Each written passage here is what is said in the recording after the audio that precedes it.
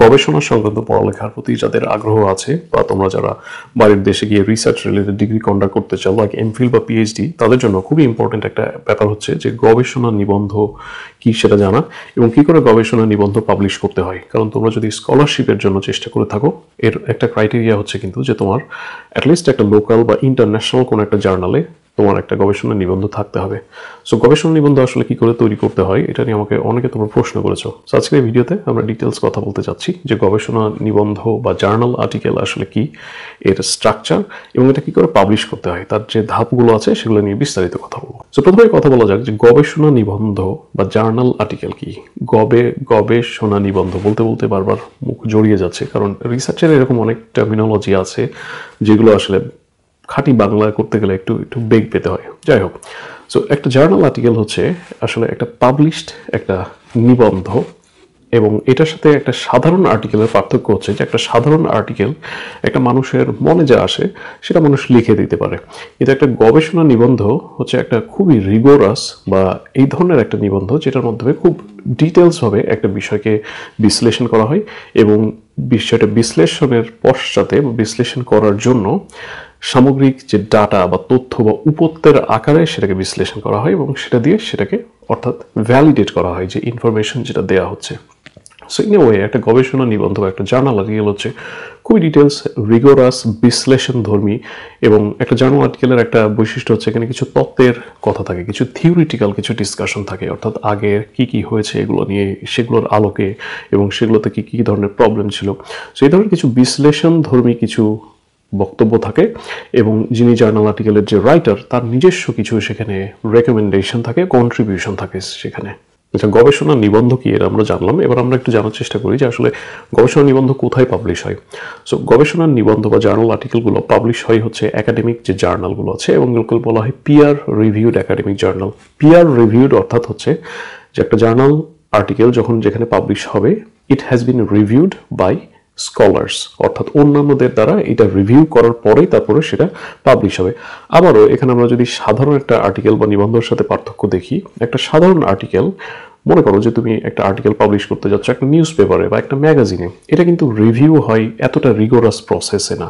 হোয়ারাজ একটা academic article সেটাকে যদি পাবলিশ করা হয় সেটা অত্যন্ত রিগোরাসলি রিভিউ হয়, মাল্টিপল স্কলার সেটাকে রিভিউ করার পর তারা তাদের সেখানে যে মতামত আছে সেটা দেয় এবং সেটার উপরে কিছু কারেকশন থাকে, সেটা কারেকশন করার পরে তারপরে কিন্তু সেটা পাবলিশ করার উপযোগী হয়। একটা গবেষণা নিবন্ধের মূল বৈশিষ্ট্য হচ্ছে যে এটা পিয়ার রিভিউড হলে তারপরেই সেটা কোনো একটা গবেষণা ধর্মী একটা জার্নালে সেটা পাবলিশ হতে পারে। এখন গবেষণা ধর্মী এই যে জার্নালগুলো আছে এটারও কিন্তু অনেক ক্যাটাগরি আছে বা অনেক লেভেল আছে। লোকাল কিছু জার্নাল থাকে, যেমন প্রত্যেকটা ইউনিভার্সিটি হয়তো তাদের নিজস্ব একটা জার্নাল তৈরি করতে পারে, যেমন বাংলাদেশের সরকারি ইউনিভার্সিটিগুলো বা এই ধরনের বেসরকারি অনেক ইউনিভার্সিটি আছে, তাদের কিন্তু নিজস্ব জার্নাল আছে এবং তাদের একাডেমিকরা সেখানে কিন্তু তাদের যে গবেষণা নিবন্ধ সেটা পাবলিশ করতে পারে। তবে ইন্টারন্যাশনাল খুবই হাইলি র্যাঙ্কড কিছু জার্নাল আছে ওয়ার্ল্ডের, যেগুলো হচ্ছে খুবই রেপিটেড, অনেক প্রাচীন এবং সেগুলো হচ্ছে সব থেকে তথ্য সমৃদ্ধ এবং সব থেকে রিগোরাস জার্নাল আর্টিকেল পাবলিশ করে। এবং এই ধরনের কিছু জার্নাল আছে যেগুলোতেও কিন্তু স্কলার যারা তাদের লক্ষ্য হচ্ছে এই ধরনের খুবই টপ র্যাঙ্কড পিয়ার রিভিউ জার্নালে তাদের আর্টিকেলগুলোকে পাবলিশ করা। এবং এগুলো জার্নালে যদি আমরা আমাদের আর্টিকেল পাবলিশ করতে চাই, আমাদেরকে কিন্তু অনেক রিগোরাসলি একটা আর্টিকেলকে তৈরি করতে হয় এবং সেটা মাল্টিপল লেভেল অফ রিভিউ করার পরে তারপরে সেটা কিন্তু পাবলিশ হয়। আমরা যদি একটু টাইম লাইন পার্সপেক্টিভ থেকে চিন্তা করি যে কতদিন লাগতে পারে একটা জার্নাল আর্টিকেল পাবলিশ হতে, সো একটা লোকাল জার্নালে আমরা আমাদের জার্নালটা কিন্তু তৈরি করে হয়তো 1 মাসের মধ্যেই পাবলিশ করে ফেলতে পারি। হোয়ারাজ আমরা যদি একটা পিয়ার রিভিউ টপ র্যাঙ্ক জার্নালের কথা চিন্তা করি, এই ধরনের একটা জার্নালে যদি আমরা আমাদের পেপারটাকে পাবলিশ করতে চাই, it can take from anywhere between 1 years two 3 years পর্যন্ত লেগে যেতে পারে। জার্নালের ক্ষেত্রে একটা বিষয় খুব গুরুত্বপূর্ণ হচ্ছে যে জার্নালের যে র্যাঙ্কিংটা, কারণ ভালো আমরা যারা গবেষক হতে চাই তাদের জন্য খুবই ইম্পর্টেন্ট যে আমাদের যে গবেষণা নিবন্ধ সেটাকে আমরা কতটা ভালো জার্নালে আমাদের আর্টিকেলটাকে পাবলিশ করতে পারি। এবং এই যে জার্নালের যে র্যাঙ্কিং, এখানে কিন্তু বিভিন্ন ধরনের সিস্টেম আছে ওয়ার্ল্ডে।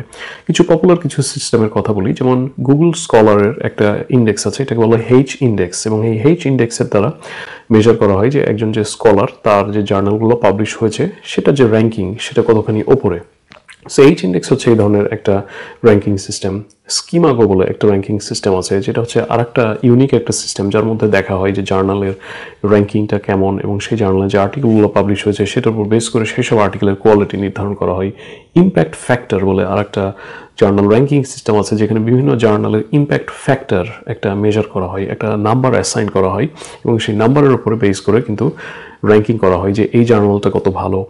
এছাড়া অস্ট্রেলিয়াতে একটা পপুলার একটা র্যাঙ্কিং সিস্টেম আছে, এটাকে বলা হয় এবিডিসি র্যাঙ্কিং, অর্থাৎ Australian business deans council ranking. এবং এবিডিসি র্যাঙ্কিংয়ের ওপর বেস করে কিন্তু পৃথিবীতে অনেক ইউনিভার্সিটি আছে, তাদের জার্নালগুলোকে তারা র্যাঙ্ক করে থাকে।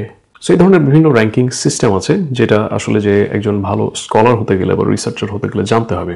তবে যাই হোক, এগুলো প্রথমের দিকে এগুলো এতটা রেলিভেন্ট না, সো আমি এই বিষয় নিয়ে খুব বেশি ডিটেলস যাব না। আজকের ভিডিওতে আমরা শুধুমাত্র কথা বলবো যে আসলে গবেষণা নিবন্ধের যে মূলত যে স্ট্রাকচারটা কি সেটা। So which will B A starting point as a researcher, বা তোমরা যদি নতুন কোনো স্টুডেন্ট হয়ে থাকো যারা চিন্তা ভাবনা করছো যে কী করে জার্নাল আর্টিকেল লিখতে হয়, সেক্ষেত্রে this will be just your starting point. এবং সে সাথে আমরা এটাও কথা বলবো যে জার্নাল আর্টিকেল কী করে পাবলিশ করা যায় সেটা ধাপগুলো নিয়ে আমরা একটু কথা বলবো। এবার একটু ডিসকাস করবো যে বিভিন্ন ধরনের যে জার্নাল আর্টিকেলগুলো আছে সেগুলো। সো জার্নাল আর্টিকেলের বেসড অন দ্য ফিল্ডস বা কোন এরিয়াতে করা হচ্ছে রিসার্চটা, সেগুলোর উপর বেস করে কিন্তু অনেক ধরনের জার্নাল আর্টিকেল হতে পারে। আমি সাধারণ কিছু ধারণা দিচ্ছি। এক ধরনের জার্নাল আর্টিকেল, এগুলোকে বলা হয় original research. So original research বা প্রকৃত গবেষণা শুনেই বোঝা যাচ্ছে যে এটার যিনি গবেষক থাকে তারা নিজেরা একজন গবেষক হতে পারে বা মাল্টিপল রিসার্চার হতে পারে, তারা এই ধরনের ডাটা বা রিসার্চ তারা নিজেরা সরাসরি কন্ডাক্ট করে এবং সরাসরি তাদের ফাইন্ডিংসটাকে প্রেজেন্ট করে। এখন সেটা হতে পারে কোয়ালিটেটিভ বা সেটা হতে পারে কোয়ান্টিটেটিভ। কোয়ালিটেটিভ অর্থাৎ সংখ্যাগত বিষয়ের উপর গুরুত্ব দেওয়া হয়, অ্যান্ড কোয়ান্টিটেটিভ যেখানে সরাসরি ডাটা কালেক্ট করা হয় from a sample and population. So qualitative বা কোয়ান্টিটেটিভ এই দুইটা ফিচার নিয়ে আরও ডিটেলস কথা বলবো আমরা সামনের ভিডিওতে। তবে আরেক ধরনের রিসার্চ আর্টিকেল আছে, এগুলোকে বলা হয় রিভিউ আর্টিকেল। এবং রিভিউ আর্টিকেলের গবেষকরা এরা সরাসরি নিজেরা ডাটা বা তথ্য সংগ্রহ না করে বরং এরা আগের যে রিসার্চ হয়েছে পার্টিকুলার সেই ফিল্ডের যেসব পেপারগুলো আছে সেগুলোকে তারা সিনথেসাইজ করে বা সেগুলোকে তারা সামারাইজ করে, এবং বেসড অন দ্যাট তারা বিভিন্নভাবে সেই লিটারেচার রিভিউটাকে বা রিভিউ আর্টিকেলটাকে প্রেজেন্ট করতে পারে, লাইক লিটারেচার রিভিউ বা কন্টেন্ট অ্যানালিসিস, মেটা অ্যানালিসিস, বিভিন্নভাবে তারা তাদের ডাটাগুলোকে প্রেজেন্ট করতে পারে। এছাড়া মেডিকেল বা হেলথ রিলেটেড ডিসিপ্লিনে ক্লিনিক্যাল স্টাডি বা ক্লিনিক্যাল রিসার্চ হচ্ছে আর একটা ইম্পর্টেন্ট একটা ক্লাসিফিকেশন, যেটার উপর বেস করে রিসার্চাররা অনেক সময় সরাসরি তারা যে বিভিন্ন বিষয় নিয়ে গবেষণা করে সেই গবেষণার তাদের যে ফাইন্ডিংসগুলো তারা প্রেজেন্ট করতে পারে ক্লিনিক্যাল স্টাডির মাধ্যমে। সায়েন্স এবং ইঞ্জিনিয়ারিং ফিল্ডের স্টুডেন্টরা তাদের scientific experimentation related article publish করতে পারে, এটাও আর একটা ক্লাসিফিকেশন। অ্যান্ড ফাইনালি আর একটা হচ্ছে যে স্কলার বা গবেষকের তার নিজস্ব রিভিউ বা কমেন্ট্রি, এটা হতে পারে খুব সাধারণ কিছু কমেন্ট্রি বা ডিসকাশন বা ডিসক্রিপটিভ এক ধরনের স্ট্যাটিস্টিক দিয়ে কিছু আর্টিকেল পাবলিশ করা। এবং এটা খুব পপুলার একটা আর্টিকেল, কারণ এই ধরনের আর্টিকেল পাবলিশ করা খুব সহজ হয়।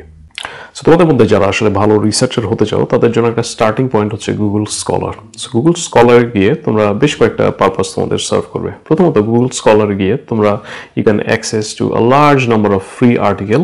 সো সেগুলো থেকে বিভিন্ন ধরনের যে আর্টিকেলের যে স্ট্রাকচার সেগুলো সম্পর্কে একটা ধারণা পাওয়া যাবে। এবং দ্বিতীয় ব্যাপারটা হচ্ছে যে গুগল স্কলার গিয়ে তোমাদের নিজস্ব একটা প্রোফাইল তৈরি করতে হবে, এবং গুগল স্কলারের এই যে প্রোফাইল এটা কিন্তু গোটা ওয়ার্ল্ড ওয়াইড অ্যাকসেপ্টেড এবং ওয়াইডলি নোন একটা প্ল্যাটফর্ম। সো গুগল স্কলারে একটা প্রোফাইল তৈরি করার মানে হচ্ছে যে তুমি নিজেকে একজন গুগল স্কলার হিসেবে নিজের আইডেন্টিটি তুমি শোকেস করতে চাও গোটা ওয়ার্ল্ডের কাছে। তো আরেকটু হ্যান্ডস অন ডেমনস্ট্রেশন দেখানোর জন্য গুগল স্কলার কি এবং কিভাবে করতে হয় এবং আমার নিজস্ব গুগল স্কলারের যে প্রোফাইল সেটা তোমাদেরকে একটু দেখাই, তাহলে তোমাদের বুঝতে আর একটু সুবিধা হবে। সো আমি যদি লেফট হ্যান্ড সাইডে যে ট্যাব আছে এখানে গেলে মাই প্রোফাইল সিলেক্ট করলে এখানে আমি দেখতে পাবো যে এই হচ্ছে আমার প্রোফাইল, আমার একটা প্রোফাইল পিকচার, তারপরে আমার নাম, ডেজিগনেশন এবং আমার ফিল্ড অফ রিসার্চ, কোন কোন ফিল্ডে আমি রিসার্চ করেছি সেগুলোর বা আমার রিসার্চ ইন্টারেস্ট সেগুলোর একটা লিস্ট দেওয়া আছে, এটাকে আমরা আপডেট করতে পারি। এবং এখানে দেখানো হচ্ছে যে এইচ ইন্ডেক্স যে ম্যাট্রিক্সটার কথা বলেছিলাম, এটা হচ্ছে গুগলের একটা ইন্ডেক্স যার মাধ্যমে একজন স্কলারের যে র্যাঙ্কিং সেটা দেখা হয়। আমার এইচ ইন্ডেক্স খুব বেশি ভালো না, কারণ আমি অ্যাক্টিভ রিসার্চার না, বহুদিন ধরে অ্যাক্টিভলি রিসার্চের সাথে আমি জড়িত না। এছাড়া এখানে লিস্ট অফ কো অথার যারা, অর্থাৎ আমার সাথে তারা একসাথে আমরা পেপার পাবলিশ করেছি তাদেরও নাম দেওয়া আছে, এবং তাদের লিঙ্ক ইচ্ছাগুলো আমি সেগুলোতে গিয়ে তাদের র্যাঙ্কিং বা তাদের যে রিসার্চ পেপার সেগুলো সব কিছু দেখতে পারি। আর এই হচ্ছে আমার যে বিভিন্ন পাবলিশ যে পেপারগুলো আছে সেগুলোর লিস্ট। আমি কিন্তু খুব অ্যাক্টিভ রিসার্চার ছিলাম না ডিউরিং মাই পিএইচডি টাইম। পিএইচডির সময় অ্যাক্টিভলি রিসার্চ করেছি, বাট তারপরে কিন্তু আমি এই রিসার্চ থেকে বের হয়ে এসেছি। কারণ রিসার্চটা অলদো আই লাইকড, বাট রিসার্চের জার্নাল আর্টিকেল পাবলিকেশন করা বা যে স্কলারলি আউটপুট, এটা থেকে খুব একটা বেশি আমাকে আগ্রহ ছিল না। কারণ আমার কাছে মনে হতো যে আমার যে নলেজ, আমার যে কন্ট্রিবিউশন, সেটা প্র্যাকটিক্যালি সোসাইটিকে কিছু দিতে হবে। এবং this is what I am doing, এই যে ভিডিও করছি, আমার কাছে মনে হয় this is far more practical than writing a journal article. Anyway, that's a different discussion. But আমার যতদিন আমি পিএইচডি করেছি, এখানে কিছু এক্সাম্পল দেওয়া আছে। কিন্তু যখন আমি পিএইচডি করছিলাম তখন বেশ কিছু আর্টিকেল পাবলিশ করেছি এবং এখানে কিছু লিস্ট দেওয়া আছে এবং সে সাথে এগুলোর সাইটেশন দেওয়া আছে। সাইটেশন অর্থাৎ যে আমার যে গবেষণা নিবন্ধটা, এটাকে অন্য কোনো স্কলার বা গবেষণা নিবন্ধ তারা সেটাকে সাইট করেছে কিনা বা রেফারেন্স হিসেবে ইউজ করেছে কিনা। সো আমার এখানে দেখা যাচ্ছে যে এইটার সাইটেশন হয়েছে 109 বার। ইন টার্মস অফ জার্নালের যে কোয়ালিটি যদি বলি, এই যে জার্নালটা আছে Australian journal of labour economics, এটা বেশ ভালো একটা জার্নাল, এটা বি র্যাঙ্কড একটা জার্নাল এবং সেখানে আমার একটা পাবলিকেশন আছে। আমার সাথে আরও 2জন স্কলার ছিলেন, একসাথে আমরা এটাতে কাজ করেছিলাম এই প্রজেক্টে। এবং এছাড়া আরও কিছু জার্নাল আছে যেগুলোর কোয়ালিটি হয়তো খুব একটা ভালো না। এবং ইনফ্যাক্ট আমার কাছে আমার থিসিস থেকে বেশ কিছু জার্নাল আর্টিকেল হাফ কমপ্লিটেড হয়ে এখনও আমার কম্পিউটারে পড়ে আছে, পরবর্তীতে সময় পেলে হয়তো সেগুলো পাবলিশ করব। বাট অ্যাজ এ হোল আমি খুব অ্যাক্টিভ রিসার্চার ছিলাম না। সো আমার থেকে আরও অনেক হাই প্রোফাইল স্কলার আছেন এবং রিসার্চার আছে, তাদের হয়তো এইচ ইন্ডেক্স দেখা যাবে অনেক ভালো, বা তাদের যে প্রোফাইলে গেলে দেখা যাবে যে অনেক আর্টিকেল তারা পাবলিশ করেছেন।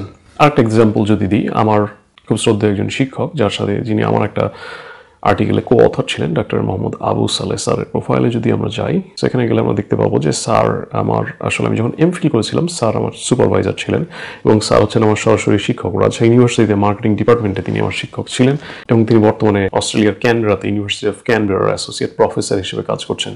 সো স্যারের প্রোফাইলে যদি আমরা যাই, দেখা যাচ্ছে যে স্যারের এইচ ইন্ডেক্স হচ্ছে 15। সো এখান থেকেই বোঝা যায় যে প্রোফাইলের যে তারতম্য, যে কে কতটা ভালো স্কলার। এবং স্যারের এখানে দেখা যাচ্ছে যে সাইটেশনের পরিমাণ অনেক, কারণ অনেক পাবলিশ করেন তিনি, খুবই অ্যাক্টিভ স্কলার, অ্যাক্টিভ রিসার্চার, যার জন্য তার অনেক জার্নাল আর্টিকেল পাবলিশ হয়েছে এবং প্রতিনিয়ত হচ্ছে। Okay, so I hope this gives you idea যে গুগল স্কলার আসলে কি এবং গুগল স্কলার কি করে নিজের প্রোফাইল একটা তৈরি করতে হয় এবং কীভাবে আস্তে আস্তে শুরু করতে হবে যদি নিজেকে আমরা গবেষক হিসেবে গড়ে তুলতে চাই।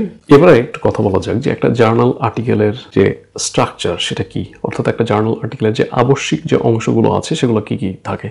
সো এটা করার জন্য আমি তোমাদেরকে একটু ডেমো দেখাই based on one of my journal articles, তাহলে সরাসরি বুঝতে তোমাদের জন্য সুবিধা হবে। সো আমি যদি গুগল স্কলারে আমার সব থেকে প্রথমে যে আর্টিকেলটা দেখা যাচ্ছে, আমরা যদি সেটাতে যাই, সেটাতে যাওয়ার পরে এখানে দেখা যাচ্ছে যে এই আর্টিকেলটার একটা লিঙ্ক আছে এবং এই আর্টিকেলটার একটা টাইটেল আছে। টাইটেলটা হচ্ছে a critical appraisal of social entrepreneurship paradigm in an international setting, A proposed conceptual framework. So আমার যে গবেষণাটা ছিল এটা ছিল সোশ্যাল এন্টারপ্রাইজের উপরে, এবং সোশ্যাল এন্টারপ্রাইজ নিয়ে যখন আমি গবেষণা করছিলাম, আমার ফর্চুনেটলি কথা হয় স্যার ফজলে হাসান আবেদ স্যারের সাথে, মোহাম্মদ ইউনুস স্যারের সাথে, তাদের সাথে আমার সাক্ষাৎ হয় এবং কথাবার্তা হয়, বিকজ তাদের থেকেও কিছু ডাটা কালেক্ট করেছিলাম। আমি খুবই লাকি মনে করি নিজেকে আমি। আমরা যদি আমাদের আর্টিকেলটার ভেতরে যাই, তাহলে আমরা দেখতে পাবো যে এর যে স্ট্রাকচার সেটা নিয়ে একটু আলোচনা করা যাক। এই জার্নালটার নাম হচ্ছে ইন্টারন্যাশনাল এন্টারপ্রেনিউরশিপ ম্যানেজমেন্ট জার্নাল এবং এটার একটা আইডেন্টিটি অর্থাৎ একটা ডিওআই একটা লিঙ্ক আছে। So DOI stands for digital object identifier. এরপরে আর্টিকেলের একটা টাইটেল আছে, সো একটা টাইটেল নির্ধারণ করতে হয় আমাদের জার্নাল আর্টিকেল সেটার। তারপর এখানে যারা স্কলার আছে সেই স্কলারদের নাম থাকে। সো আমি হচ্ছে এখানে ফার্স্ট স্কলার এবং স্কলারদের নাম থাকে ইন অর্ডার অফ পাবলিকেশন, অর্থাৎ কার কন্ট্রিবিউশন সব থেকে বেশি তার উপরে বেস করে তাদের যে নামের যে ক্রম সেটাকে নির্ধারণ করা হয়। সেই আর্টিকেলটাতে 80% কাজ আমি করেছি, বাকি আবু সালেহ স্যার যে টিচারের কথা বললাম তিনি ছিলেন, এবং জুডি ট্রেন বলে কুইন্সল্যান্ড ইউনিভার্সিটির একজন স্কলার আছেন এখানে। আচ্ছা, আর্টিকেলের প্রথমের যে অংশটা এটাকে বলা হয় অ্যাবস্ট্রাক্ট। সো অ্যাবস্ট্রাক্ট হচ্ছে একটা সারমর্ম, সহজ বাংলায় বলতে গেলে, অর্থাৎ সমস্ত আর্টিকেলটাতে আসলে আমরা কি প্রেজেন্ট করতে চাচ্ছি এবং কি আছে সেটা সারমর্মটা তুলে ধরা হয় হচ্ছে অ্যাবস্ট্রাক্ট অংশটাতে।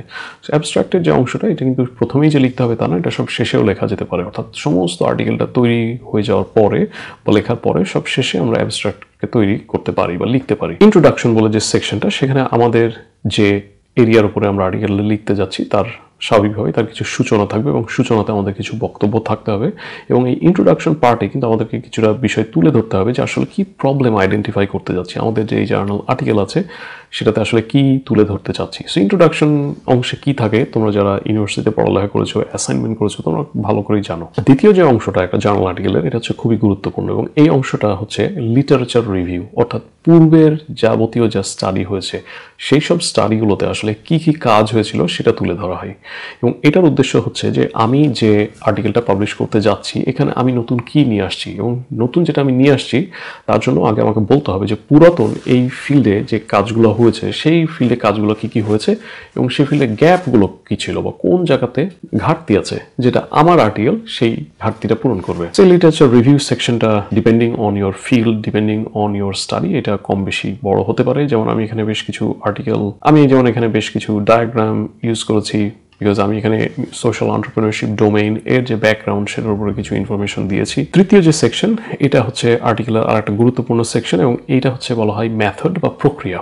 অর্থাৎ একটা আর্টিকেলে আসলে আমরা কি মেথড ইউজ করতে যাচ্ছি যেটার মাধ্যমে আমরা যে ডাটা সেটা কালেক্ট করব, অর্থাৎ এটা কি একটা কোয়ালিটেটিভ স্টাডি নাকি এটা কোয়ান্টিটেটিভ স্টাডি, এবং আমার ফিলোসফিক্যাল আন্ডারপিনিংটা কি। সো ফিলোসফিক্যাল আন্ডারপিনিং বলে আর একটা বিষয় আছে যেটা আসলে আরেকটু বিস্তারিত, এবং প্রবাবলি এই ভিডিওতে আমরা সেটা নিয়ে খুব বেশি কথা বলবো না। তো প্রত্যেক স্কলারের নিজস্ব একটা ফিলোসফিক্যাল একটা আন্ডারস্ট্যান্ডিং থাকে যেটাকে বলা হয় এপিস্টেমোলজি, অর্থাৎ কিভাবে তারা তাদের নিজস্ব নলেজ বা যে কন্ট্রিবিউশন সেটা নিয়ে আসছে।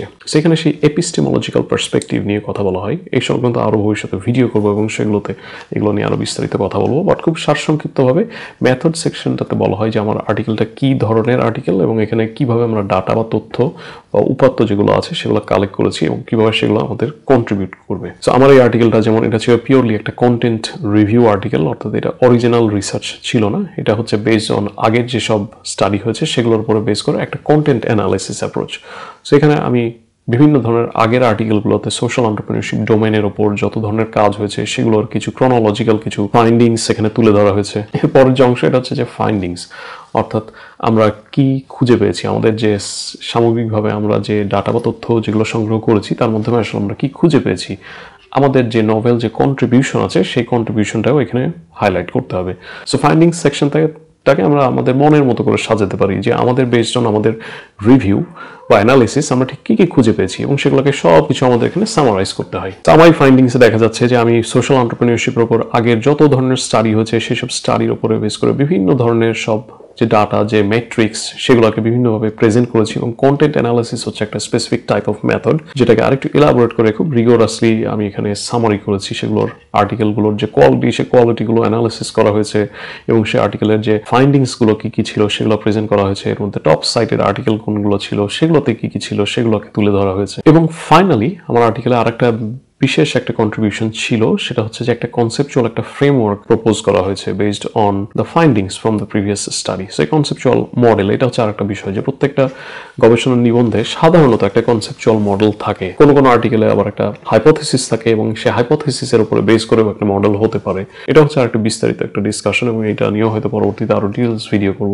সব শেষের যে পার্ট সেটা হচ্ছে যে ডিসকাশন এবং কনক্লুশন, এটাকে একসাথেও আমরা করতে পারি বা আলাদাভাবে করতে পারি। তবে এই অংশটাতে হচ্ছে যে সামগ্রিকভাবে আমাদের যে ফাইন্ডিংস এই রিসার্চ করতে গিয়ে সেটার উপরে আসলে আমরা কি বলতে চাচ্ছি, আমাদের যে মূল বক্তব্য সেটাকে আমাদের তুলে ধরতে হবে, এবং ইমপ্লিকেশন অন নলেজ যে আসলে আমাদের যে নলেজ সেটার ইমপ্লিকেশনটা আসলে কি সেটাকেও কিন্তু আমাদের এখানে তুলে ধরতে হবে। এবং কনক্লুশনে যেটা থাকে সাধারণত যে ফিউচার এই ফিল্ডে যে রিসার্চগুলো হবে তাদের ক্ষেত্রে কিছু ডিরেকশন দেওয়া থাকে যে ফিউচার যদি রিসার্চ হয় এই বিষয়গুলো দেখা উচিত। সুতরাং অ্যাজ এ হোল ব্যাপারটা হচ্ছে যে আমরা একটা ফিল্ড নিয়ে গবেষণা করলাম, প্রথমেই সেই ফিল্ডটাতে আসলে আগে কি কি গবেষণা হয়েছে সেগুলোকে আমরা একটু কথা বলবো, তারপরে সেগুলোতে কি কি গ্যাপ ছিল সেগুলোকে তুলে ধরবো, তারপরে আমরা কিভাবে রিসার্চ করেছি সেটাকে আমরা সেখানে তুলে ধরবো, আমাদের মেথড অফ ডাটা কালেকশন কি ছিল সেটাকে আমরা হাইলাইট করবো, এবং ফাইনালি আমাদের যে ফাইন্ডিংস সেটাকে আমরা সামারাইজ করে পরবর্তী রিসার্চারদের জন্য আমরা কিছু ডিরেকশন দিব যে আমাদের স্টাডিতে আমরা এই ফাইন্ডিংস পেয়েছি, পরবর্তী রিসার্চারদের জন্য আমাদের দিক নির্দেশনা হচ্ছে যে আপনারা এইগুলো বিষয়গুলো আপনারা খুঁজে দেখতে পারেন। এবং সব শেষের যে পার্টটা এটা হচ্ছে এসেনশিয়াল একটা পার্ট, এটা হচ্ছে reference, list of all of the reference. এবং সাধারণ আর্টিকেল বা নিবন্ধের সাথে একটা গবেষণা আর্টিকেলের পার্থক্য এখানেই যে আমরা যে আর্টিকেলের যে আমাদের যে ফাইন্ডিং সেটা কিন্তু based on lots of research. তো এখানে সেই সকল স্টাডির একটা লিস্ট আমাদেরকে এখানে সাইটেশন যেগুলো আমরা করেছি আমাদের আর্টিকেলের মধ্যে, অর্থাৎ যেগুলো আর্টিকেল থেকে আমরা তথ্য বা উপাত্ত নিয়েছি সেগুলোর একটা লিস্ট আমাদের দিতে হবে। এর মানে হচ্ছে একজন গবেষক যখন এই আর্টিকেলটা যখন লিখেছে তখন তাকে কিন্তু এই সবগুলো আর্টিকেল মোর অর লেস তাকে পড়তে হয়েছে। সেখানে দেখাচ্ছে একটা লং লিস্ট অফ আর্টিকেলস আছে এবং ডিপেন্ডিং অন দ্য রিগর এবং কোয়ালিটি অফ দ্য আর্টিকেল এই আর্টিকেলের লিস্ট কিন্তু অনেক লম্বা হতে পারে, অর্থাৎ number of article that I have read or consulted এটা অনেক লং হতে পারে। এগুলো দেখে তোমাদের অনেক হয়তো মাথায় একটু চক্কর দিতে পারে যে ওরে বাবা এত কঠিন ব্যাপার, কিন্তু আসলে কিন্তু এত কঠিন না। যখন তোমরা আসলে রিসার্চের ফিল্ডে যখন যাবে এবং এগুলো নিয়ে ঘাটাঘাটি করবে তখন দেখবে যে it's much easier than you think. এবার একটু কথা বলা যাক যে আমাদের যে জার্নাল আর্টিকেল একটা তৈরি করলাম, তৈরি করার পরে আসলে এটা কিভাবে আমরা পাবলিশ করব। সো পাবলিকেশনের যে ধাপগুলো সেগুলো ধাপে প্রথমেই আছে যে আসলে আগে আমার নির্ধারণ করতে হবে যে আসলে কোন ধরনের জার্নালে আমি এইম করছি। আমার যদি টার্গেট হয় যে সব থেকে টপ র্যাঙ্কড ইন্টারন্যাশনাল একটা জার্নালে আমি আমার আর্টিকেল পাবলিশ করব, তাহলে আমাকে আমার আর্টিকেলটাকে সেভাবে তৈরি করতে হবে, অর্থাৎ সেটার কোয়ালিটি সেভাবে করে এনশিওর করতে হবে। আমার যদি লক্ষ্য থাকে যে মোটামুটি একটা মোর অর লেস একটা সাধারণ কোনো একটা জার্নালে শুরু করব, যেটা হয়তো স্টুডেন্ট বা তোমরা যারা রিসার্চে শুরু করতে যাচ্ছ তোমাদের লক্ষ্যটা এরকম হওয়া উচিত, সেক্ষেত্রে তোমাদের যেটা করতে হবে সেটা হচ্ছে সেই জার্নালের ওয়েবসাইটে গিয়ে বা যে কন্ট্যাক্ট যে ইনফরমেশন আছে সেখানে গিয়ে যে তাদের যে সাবমিশন যে স্টেপসগুলো আছে সেই স্টেপসগুলো ফলো করতে হবে। এবং প্রত্যেকটা জার্নালে আর্টিকেল সাবমিশনের কিন্তু স্পেসিফিক যে রিকোয়ারমেন্ট আছে, অর্থাৎ তোমার পেপারটাকে কি করে ফরম্যাটিং করতে হয়, পেপারটা লাইন স্পেসিং কেমন হবে, রেফারেন্সিং কিভাবে করতে হবে। রেফারেন্সিং তোমরা যারা ইউনিভার্সিটিতে পড়ালেখা করছো খুব ভালো করে এখন জানো যে রেফারেন্সিং হচ্ছে একটা ইম্পর্টেন্ট একটা অ্যাসপেক্ট। তুমি কি হার্ভার্ড রেফারেন্সিং করবে না এপিএ স্টাইলে রেফারেন্সিং করবে সেটা তোমাকে নির্ধারণ করে দিবে যে গাইডলাইনগুলো আছে। এছাড়া অন্যান্য যাবতীয় যা ইনস্ট্রাকশন অর্থাৎ আর্টিকেলটাকে ফরম্যাট করার সেই প্রত্যেকটা জার্নালে তাদের নিজস্ব গাইডলাইন আছে। সো এই স্টেপে গিয়ে তোমাকে আগে পুরো আর্টিকেলটাকে সেভাবে করে ফরম্যাটিং করতে হবে এবং তারপরে সাবমিশনের যে ওয়ে আছে সেভাবে সাবমিট করতে হবে। কিছু জার্নাল আছে যাদের অনলাইন যে পোর্টাল আছে সেখানে গিয়ে তোমরা অনলাইনে আর্টিকেলটাকে সাবমিট করতে পারো। কিছু জার্নাল আছে যেখানে হয়তো এডিটোরিয়াল বডির একটা ইমেল অ্যাড্রেস দেওয়া আছে, সেখানে সরাসরি তোমরা ইমেল করে দিতে পারো। এবং আর্টিকেল সাবমিট করার পরে পাবলিকেশনের কিন্তু একটা টাইম ফ্রেম থাকে। এগেইন এটা ভ্যারি করে depending on journal to journal. ভালো জার্নালে আর্টিকেল পাবলিকেশনের সময় 6 মাস থেকে 1 বছর বা আরো বেশি সময় থাকতে পারে। আবার সাধারণ জার্নালগুলোতে দেখা যায় যে 1 থেকে 2 মাসের মধ্যে হয়তো পাবলিশ করে ফেলা যেতে পারে। সো এজ এ সামারি তুমি যে ধরনের জার্নালে সাবমিট করতে যাচ্ছ সেই জার্নালে যে সাবমিশন যে চেকলিস্ট আছে সেই চেকলিস্টগুলো খুব ডিটেলস ভাবে লাইন বাই লাইন তোমাকে পড়তে হবে এবং সেভাবে তোমার আর্টিকেলটাকে ফরম্যাট করতে হবে এবং তাদের যে সাবমিশনের যে প্রসেস আছে সেই প্রসেস অনুযায়ী তোমাদের জার্নাল আর্টিকেলটাকে সেখানে সাবমিট করতে হবে। এবং তারপরে শুধু অপেক্ষা ফিডব্যাকের, অর্থাৎ তোমার যারা রিভিউয়ার আছে বা এডিটোরিয়াল বোর্ড আছে তাদের কোনো ফিডব্যাক আছে কিনা, সেই ফিডব্যাক যদি থাকে সেই ফিডব্যাকগুলো আবার হয়তো তোমাকে অ্যাড্রেস করতে হবে এবং তারপরে আবার রিসাবমিট করতে হবে। সো এই প্রসেসটাতে হয়তো depending on the journal quality এটা অনেক সময় লাগতে পারে বা খুব কম সময় হয়ে যেতে পারে। সবশেষে ভবিষ্যতে আরও ভিডিও করবো এই ধরনের রিসার্চ রিলেটেড বিভিন্ন রিসার্চের যে মেথোডোলজি কী করে রিসার্চ করতে হয় এগুলো আরও বিভিন্ন বিষয় নিয়ে তোমাদের জন্য ভিডিও নিয়ে আসবো। বাট ডেফিনেটলি অপেক্ষায় থাকলাম তোমাদের কোয়েশ্চেন কমেন্ট ফিডব্যাক এগুলো শোনার জন্য। ভালো থাকো এবং I'll see you in the next video.